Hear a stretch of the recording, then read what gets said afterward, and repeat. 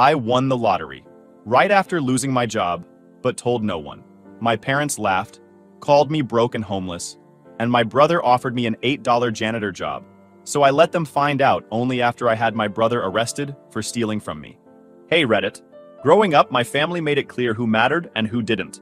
I kept my head down, built my own life anyway, and thought I was done with them. Turns out, they weren't done with me. Before all that blew up, here's how it actually started. My name is Dante. I'm 39 now, work in tech, run my own company, and keep my circle small on purpose. This story starts way earlier though, back when I was just a kid trying to figure out why my own house always felt like I was trespassing in it. Our family setup was simple on paper. Dad, Howard, Mom, Gwen, my older brother Marvin, 4 years ahead of me, then me, then 6 years later my younger sister Athena. From the outside, it probably looked normal enough. Inside the house, there was a clear order, and I was never confused about where I stood. Howard made it obvious early that I wasn't part of whatever future he imagined for himself. He didn't hide it or soften it. He talked about me like I was an accounting error. Too much money spent. Too much time wasted. Too much effort for too little return. Those were his favorite themes. If I struggled with something, it was because I wasn't built right.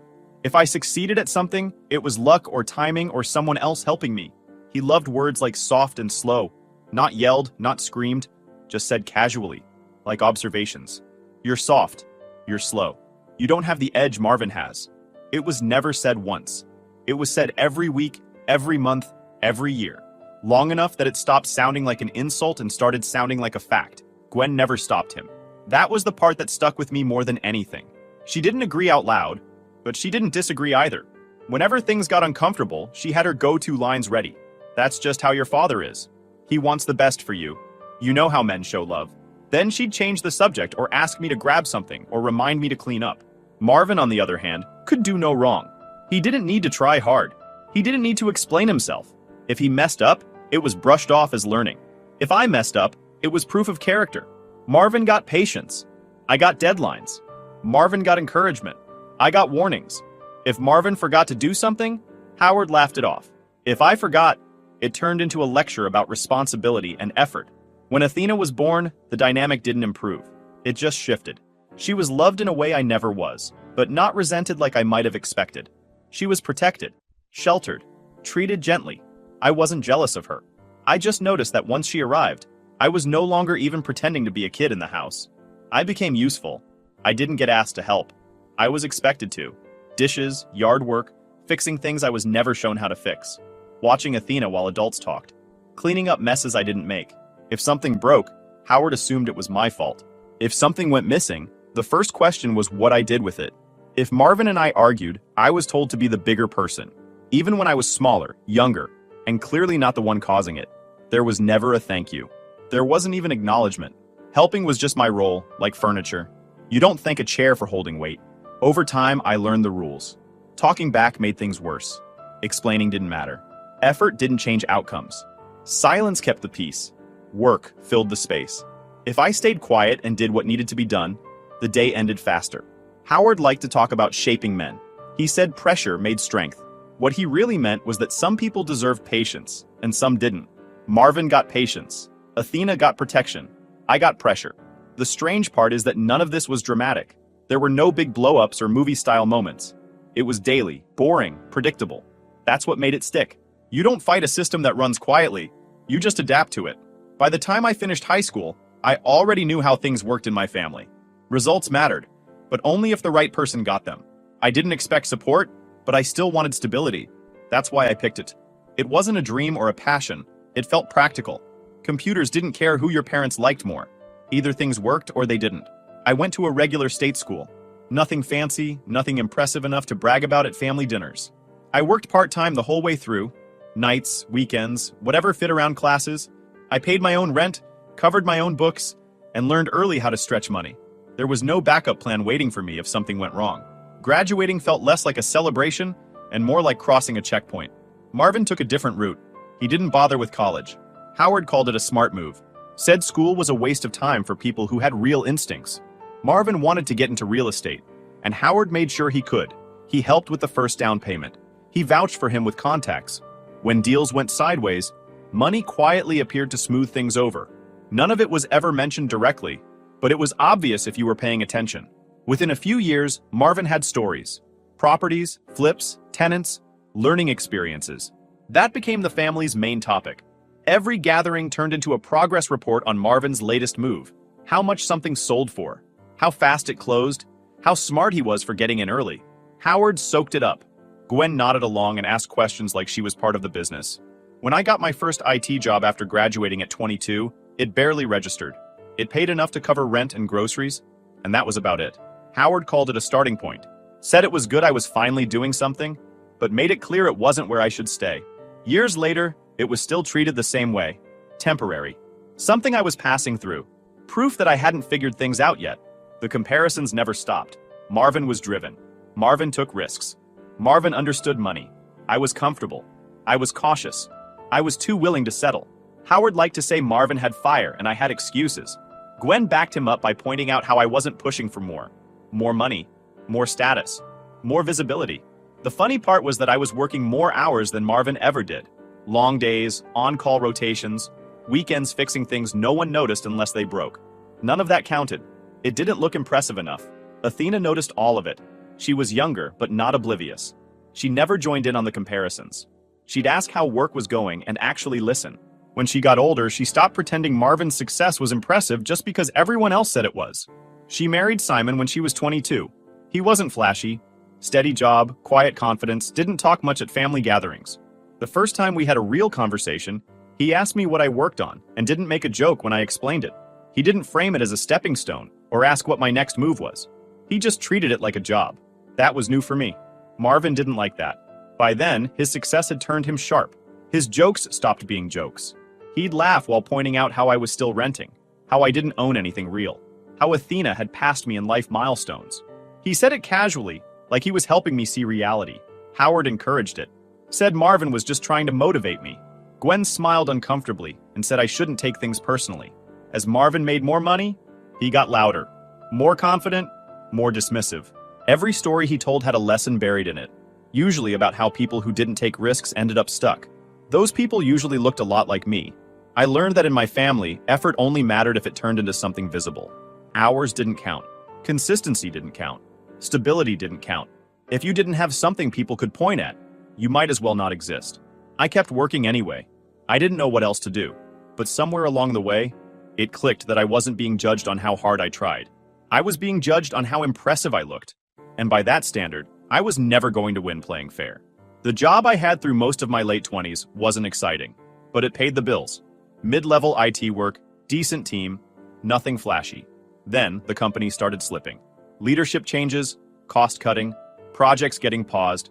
None of it involved me directly, which almost made it worse. One morning we were called into a meeting and told the company was shutting down.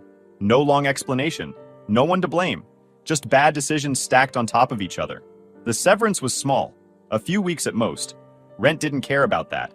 Neither did utilities. I burned through my savings faster than I expected. Job hunting dragged on.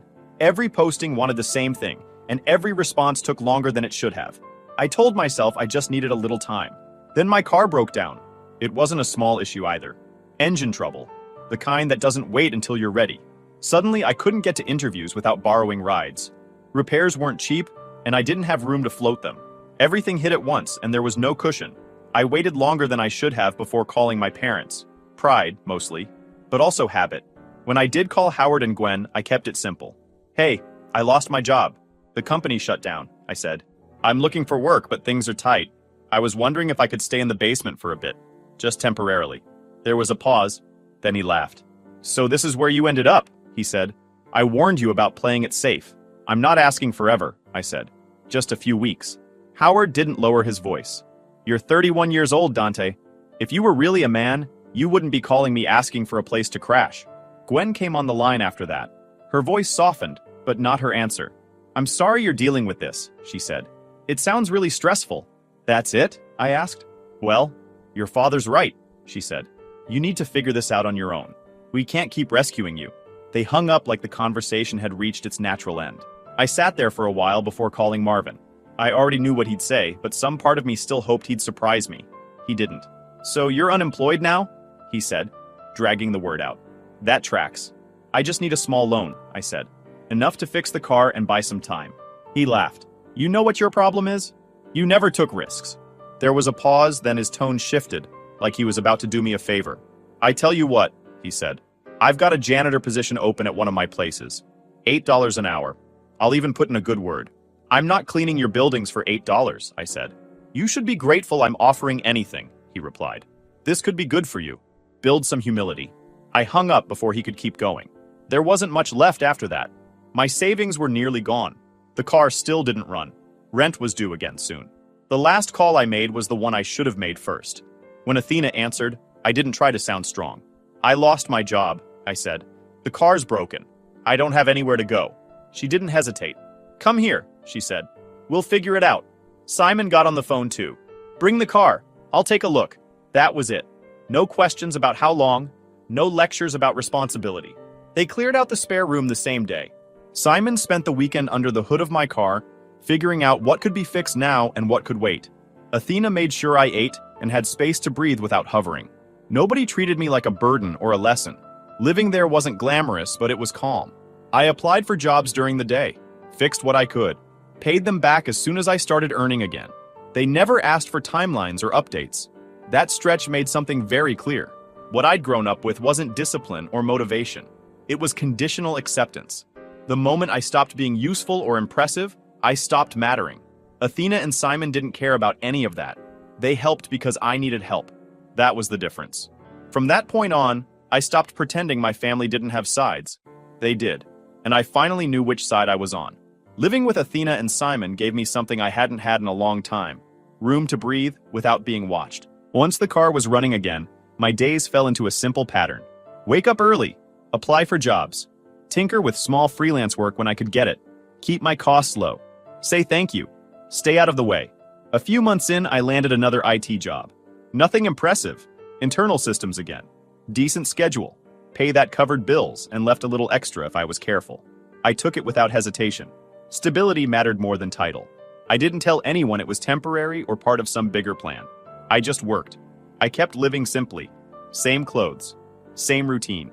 I saved everything I could. Athena never asked questions, and Simon never made comments. They treated it like a normal phase, not something to analyze. That made it easier to focus. One afternoon, on the way home from work, I stopped at a convenience store. Nothing special. I grabbed what I needed and added a scratch ticket at the counter, without thinking much about it. I'd bought them before and never won more than pocket change. It was habit, not hope. I scratched it in my car before starting the engine. I checked the numbers twice, then again. Then I sat there for a while, not reacting the way people expect. No shaking, no cheering, just silence. It was $20 million. The first thing I did was put the ticket back in the envelope and drive home. I didn't tell Athena. I didn't call anyone. I didn't even look it up online. I didn't need confirmation. I needed containment. The next step was obvious. Lawyer first. The next few days were about protection, not excitement. I found a lawyer, someone who handled windfalls and didn't ask personal questions. He confirmed 3 things fast. The jackpot was quoted before taxes, my state allowed me to claim through a trust, and if I wanted privacy, I had to treat it like a security problem, not a shopping spree. After that, I brought in a financial advisor, not through friends, not through anyone who could circle back to family. Paperwork got built the way I build systems. Layered, boring, and hard to break. Structures mattered. I asked questions until I understood every answer. The goal wasn't to get rich fast. It was to disappear financially. I didn't buy anything. I didn't change my routine.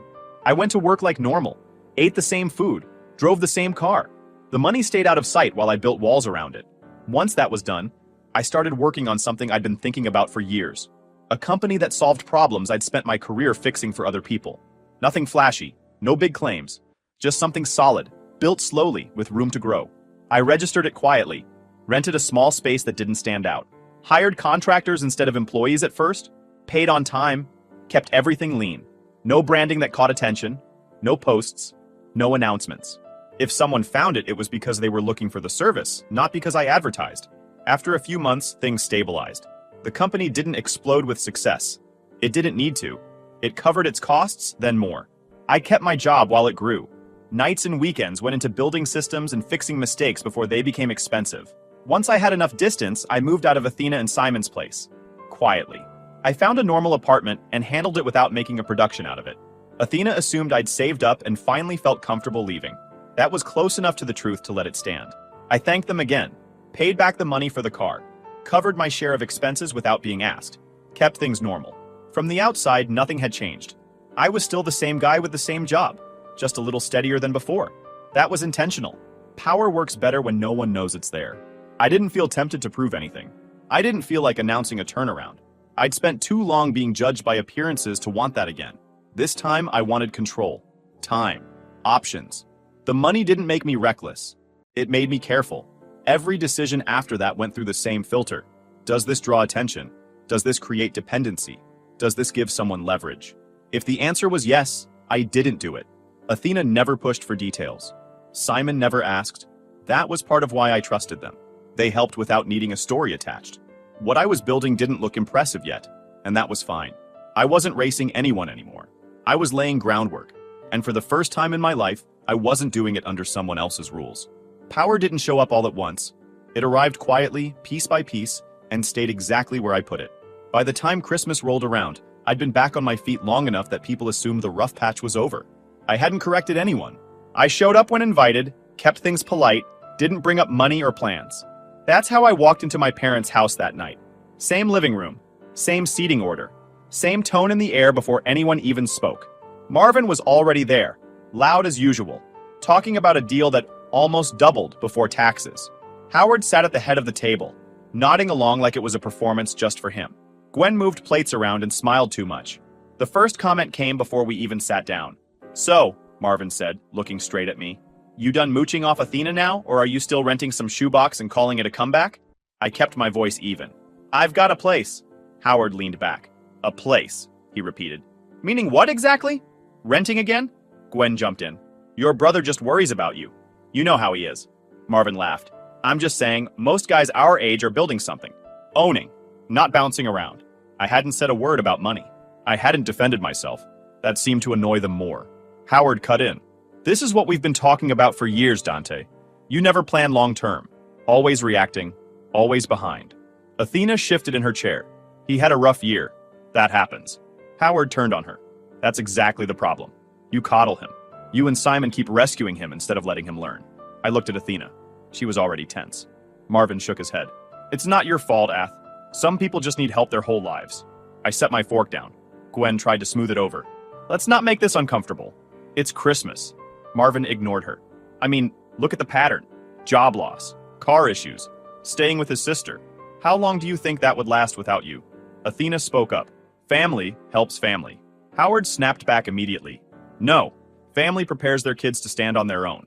What you're doing is teaching him it's okay to fail." Marvin smiled. "He'll always need saving. Some guys just don't figure it out." The table got loud fast after that. Everyone talking over each other. Howard listing all the ways I disappointed him. Marvin tossing in jokes that landed like insults. Gwen backing them by saying they were only worried about my future. Athena tried again. "He didn't ask for any of this. His company shut down." Howard waved his hand. "Excuses. There's always an excuse." Marvin leaned forward. "You know what the difference is between us?" he said to me. "I take risks. You wait for things to happen to you." I finally spoke. "I didn't ask for advice." Howard pointed his fork at me. "That's your problem. You never listen." Athena stood up. "This is unfair." Howard shot back. "Sit down. This doesn't concern you." Marvin laughed. "It does. When he's living under her roof." That was it. Not because it hurt, but because it was clear. There was no version of this where things changed. No future dinner where they suddenly respected me. No milestone that would rewrite the story they'd decided on. I stood up calmly and pushed my chair in. Gwen looked startled. "Where are you going?" "I'm leaving," I said. Howard scoffed. "Running away again." I didn't respond. I grabbed my jacket. Marvin added, "Don't worry, Ath. We'll always help him when he messes up." Athena said my name, but I was already heading for the door. I didn't slam it. I didn't say anything dramatic. I just walked out. Later that night, Athena called to apologize for them. I told her she didn't need to. I thanked her and Simon again for everything they'd done when I was down. I meant it. That dinner wasn't painful. It was clarifying. It was the moment I understood that nothing I achieved would ever be enough for them, unless it made Marvin feel smaller. And that was never going to happen. That was the last time I tried to belong in that house. The company didn't grow fast. It grew correctly. The first couple of years were mostly unremarkable. Long stretches of boring work, fixing systems nobody wanted to touch, contracts that sounded good on paper but turned into headaches. I made mistakes, trusted the wrong people, learned which problems were expensive and which ones just wasted time. None of it was dramatic, just work.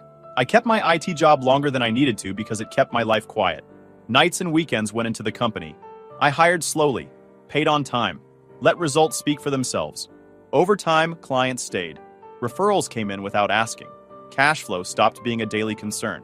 Athena and Simon still thought I was doing okay. They knew I had a company. They assumed it paid the bills. They never pushed for details, and I never volunteered them. That was part of why I trusted them. Once everything felt stable, actually stable, I knew what I wanted to do next. I bought them a penthouse, but not the kind of purchase that put my name in someone else's mouth. I waited until my company's income made it believable, then had my attorney structure it so it didn't turn into a headline or a leash. Location, schools, commute, something that made their life easier, not louder. When everything was finalized, I asked them to meet me for dinner like it was any other night. After we finished eating, I told them I wanted to show them something. Athena frowned. "Show us what?" "You'll see," I said. I drove. They followed. Neither of them said much once they realized where we were heading. When we parked, Athena looked up at the building and then back at me. "Why are we here?" I didn't answer. I walked to the door, unlocked it, and stepped aside. She froze. "Dante," she said slowly. "What is this?" I handed her the keys. She didn't take them at first. "Stop. What are you doing?" "It's yours," I said. "Both of yours." She stared at the keys like they didn't make sense. No, this isn't funny. It's not a joke." Simon looked around the space, quiet as usual. "Dante? How?" I told them everything. The scratch ticket, the company, why I kept it quiet, why I waited. I explained that I didn't want anyone feeling like they had leverage over me, that I didn't want help to turn into expectations. Athena sat down hard on the couch. "You didn't have to do this," she said. "We would have helped you anyway." "I know," I said. "That's why I did." She shook her head. "You could have told me." "I didn't want to change how you treated me." She wiped her face. "You think money would have changed that?" I didn't want to find out. Simon finally spoke. "You paid us back without being asked." I nodded. That mattered to me. Athena stood up and hugged me. Tight, wordless. Then she pulled back and looked at me like she was seeing me clearly for the first time. "You did all this quietly," she said. "You didn't say a word." I didn't need to. After that, things shifted. Not between us. Around us. I bought a larger place for myself not long after. More space, more distance, somewhere that felt permanent. One evening after work, I noticed Marvin's car ahead of me near the neighborhood. Same aggressive driving, same impatience. At a light, he recognized me and rolled his window down. "Didn't expect to see you out here," he said. "This area is expensive. I work nearby." He pointed toward the houses. "Places like this? That's where real money ends up. One of these will be mine soon enough." The light changed. I drove on. He followed, still talking, until I turned into my driveway. He stopped behind me. "Where do you think you're going?" he asked. "Home?" He laughed. "Wrong turn." I unlocked the door and stepped inside. Marvin stood there, staring. "That's not funny," he said. "You don't live here." "I do." His face shifted, confusion turning into irritation. "That's impossible." I didn't argue. I closed the door. After that, word spread. Not because I announced anything, but because real estate has a paper trail. The house wasn't in my name. It closed under an LLC my attorney set up. I didn't think twice about the LLC name. It was clean, boring, functional. The kind of thing nobody notices unless they're looking for it. Marvin noticed. Real estate was the one language he actually spoke fluently. A few searches, a few clicks, and he had the filing pulled up like it was a hobby. And once he had it, he couldn't keep it to himself. Questions reached my parents before I'd even decided whether the curtains in the living room were staying. Marvin started calling more often. Suddenly, my absence wasn't failure anymore. It was something they felt entitled to understand. Calls started coming in. Messages. Questions. The story spread through people who suddenly remembered I existed. My parents didn't call first. They showed up. No warning. No text. Just a knock at the door one evening. I opened it and Howard immediately stepped forward like the conversation was happening inside. I put my hand on the edge of the door and held my ground. He looked past me into the house anyway. Gwen hovered behind him, already crying. "So this is where you've been hiding," Howard said, looking around. "You could have told us." "I didn't need to," I replied. Gwen clasped her hands together. "We just didn't understand. You disappeared. We were worried." Howard cut in. "Family helps family. You should have come to us. I looked at him. I did. He frowned. That was different. No, I said. It wasn't. Gwen tried again. You know we would have helped if we knew. I didn't raise my voice. I lost my job. I asked to stay in your basement. You laughed. Howard waved it off. That was a lesson. I nodded. Then Marvin offered me an $8 janitor job. That was tough love, Howard said. You needed motivation. And Athena took me in, I said. She helped me fix my car. She didn't lecture me. She didn't mock me. Gwen's face tightened. You're holding grudges. I'm remembering patterns. Howard's tone sharpened. So what now? You're just cutting us out? I already did, I said. Silence sat heavy in the room. You owe us honesty, Gwen said quietly. I don't owe you access, I replied. Howard scoffed. We're your parents. And this is my house, I said. You don't get to demand anything here. They left angry, not reflective. Angry that the balance had shifted and they hadn't been informed. After that, the calls kept coming. I didn't answer. Numbers got blocked. Voicemails piled up anyway. New numbers, withheld numbers, messages that all sounded the same. Marvin oscillated between denial and entitlement. Howard wanted explanations. Gwen wanted reassurance. I didn't let them. And for the first time, I didn't explain myself. Marvin's real estate business didn't collapse in one loud moment. It decayed. Bad deals piled up quietly. Loans were refinanced one too many times. Properties stopped moving. Then came the lawsuits. Former partners claimed money was missing. Tenants complained about deposits that never came back. Vendors started asking questions. Eventually, the theft accusations stopped being rumors and turned into formal complaints. I didn't speak to my parents again after that. Not for a long time. Then Athena called me one night and said Marvin was in real trouble. Real trouble, not ego trouble. I told her I wasn't reopening the door. She didn't argue. She just said, you don't have to forgive them. Just hear what's happening. I agreed to one call. One. On my terms. That's when Howard and Gwen reached out. They didn't acknowledge the past. They didn't apologize. They acted like the last few years were a misunderstanding. Everyone should just step over. Your brother's in trouble, Howard said over the phone. This is when family helps family. Gwen followed quickly. He just needs guidance. Someone stable, someone he can learn from. I listened without interrupting. When they finished, I said I'd help. There was a long pause. You would? Gwen asked. After everything? Yes, I said. But there will be conditions. They agreed immediately. Too quickly. Marvin agreed too when they told him. He sounded grateful, almost rehearsed. When Marvin showed up at the office the first day, he played the role well. Quiet, polite, thankful. He shook hands, asked questions, took notes. He said things like, I know I messed up, and I just want a chance to work. It didn't fool me, but it didn't need to.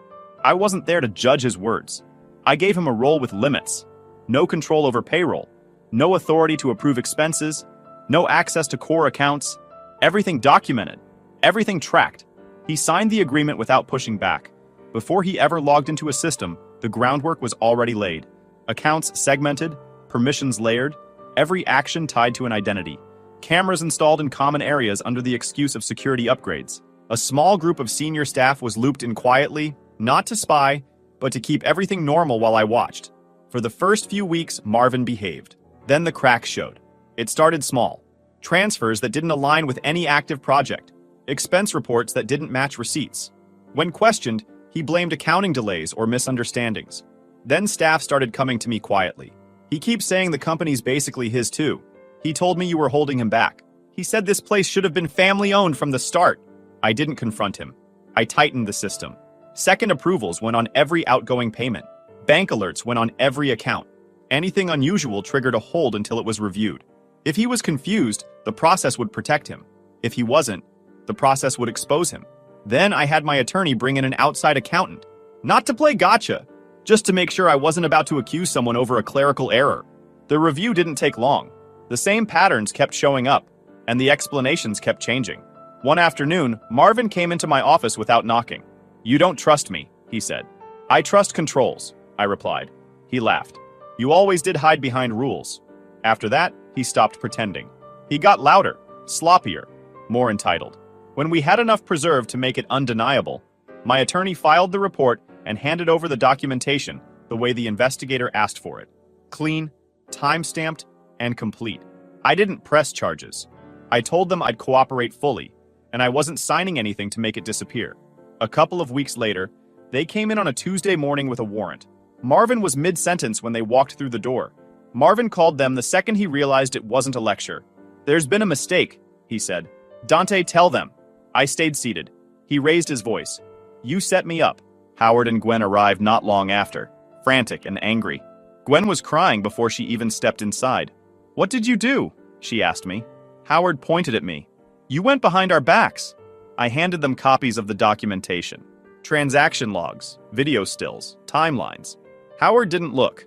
"Family doesn't do this." "He stole," I said. Gwen shook her head. "He was under pressure. He wasn't thinking straight." Marvin shouted, "He planned this. He's always been jealous." I told them I'd cooperate fully, and I wasn't signing anything to make it disappear. Howard stepped closer. "You'll regret this." I didn't respond. The trial took months. Marvin leaned fully into the victim role. He claimed confusion, claimed shared ownership, claimed emotional distress. His lawyer focused heavily on family dynamics, painting me as cold and calculating. When it was my turn to testify, I kept it factual. Dates, permissions, processes, no speeches, no emotion. The prosecutor played the footage. Marvin's voice filled the courtroom, talking about taking what he was owed, laughing about how easy it was, complaining that I didn't deserve what I had. Gwen sobbed openly. Howard stared straight ahead, jaw locked. Marvin finally turned toward me. "You could have stopped this," I answered calmly. "You could have." The verdict came back quickly. Guilty. At sentencing, Marvin looked different. Not angry, not arrogant, just scared. The judge talked about repeated behavior, about opportunity, about choices made after warnings. The sentence was read. Prison time, restitution, a permanent record that couldn't be explained away. Gwen broke down. Howard stayed rigid. Marvin looked back at me one last time. This was supposed to be mine. I didn't respond. After that, I cut contact completely. Numbers blocked, emails ignored. No intermediaries, no explanations. I didn't announce it, I just stopped engaging. The quiet afterward felt different. Not tense, clean. I went back to work. Meetings. Deadlines. Projects moving forward. The people around me knew the rules and respected them, because they applied to everyone equally. Athena and Simon stayed close. Their kid grew up around consistency instead of chaos. One evening, I stood alone in my office after everyone had gone home. The systems were running. The lights were low. Everything worked the way it was supposed to. I wasn't angry. I wasn't relieved. I was settled. Forgiveness was never the goal. Peace was. And peace came the moment I stopped giving access to people who only knew how to take. If you enjoyed this video, please hit that subscribe button. It really helps the channel and help us bring you more and better stories. Thanks.